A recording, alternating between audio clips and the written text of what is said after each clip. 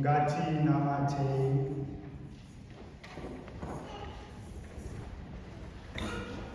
Mwari Baba vedu, tadya mabiko eupenyu husingaperi, tinokutendai. Zvino zuva rokuberekwa kwomwana wenyu rava pedyo.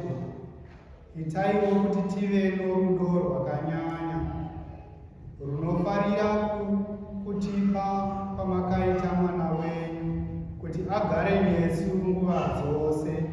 Imi Mwari Mutsivi wazvose, munogara muripo narini narini. Amen. Pane zviziviso.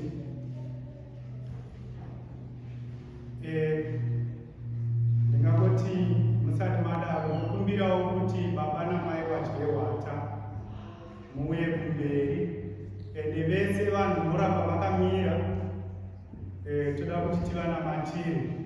Vachauyawo kugama mberi kwedu. Chidadiso kuona vanhu vachiita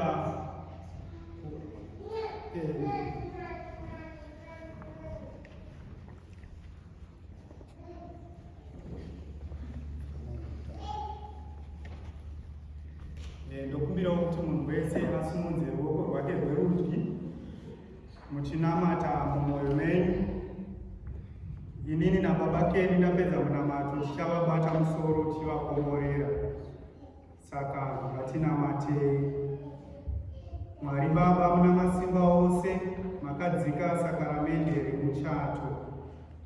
Vana venyu vauya pamberi penyu kuzotenda, kuvatungamirira kwamakaita makore avafamba vari pamwepo.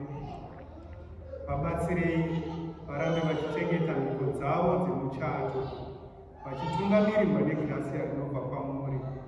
Itaiwo kuti mhuri yavo irambe yakabatana kusvika kumagumo, sekutsidza kwavakaita, kuti ticharamba tiri tose dakara taparadzaniswa nerufu. Itaiwo kuti mweya wose wakaipa urege kutambira mumhuri mavo, vavewo vanoramba vachidanana, vachiwirirana, vachiita mabasa avo pamwe chete anokufadzai.